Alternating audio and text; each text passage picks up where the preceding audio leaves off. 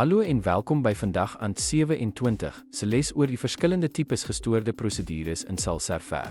In hierdie video gaan ons verken hoe gestoorde prosedures verskillende vorme kan aanneem, of dit nou eenvoudig is, parameters aanvaar, waardes teruggee of logiese besluitneming insluit. Alles ontwerp om jou databasisbedrywighede te stroomlyn en doeltreffender te maak.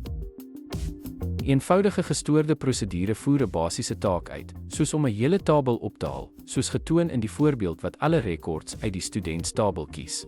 'n Geparametriseerde gestoorde prosedure aanvaar invoerwaardes om resultate te filtreer of aan te pas, gedemonstreer deur die prosedure wat studente teruggee op grond van 'n gegeewe status.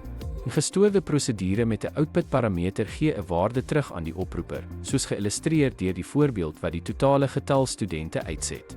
'n Gestoorde prosedure met logika gebruik beheervloeistellings soos if of wyle om voorwaardelike bewerkings uit te voer, soos om te bepaal of 'n ouderdomswaarde 'n minderjarige of 'n volwassene verteenwoordig.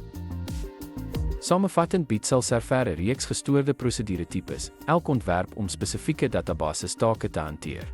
Of jy nou data herwin met parameters filter, waardes teruggee of logiese voorwaardes toepas, gestoorde prosedures help jou om doeltreffendheid te verbeter, konsekwentheid te handhaaf en jou databasis meer effektief te bestuur.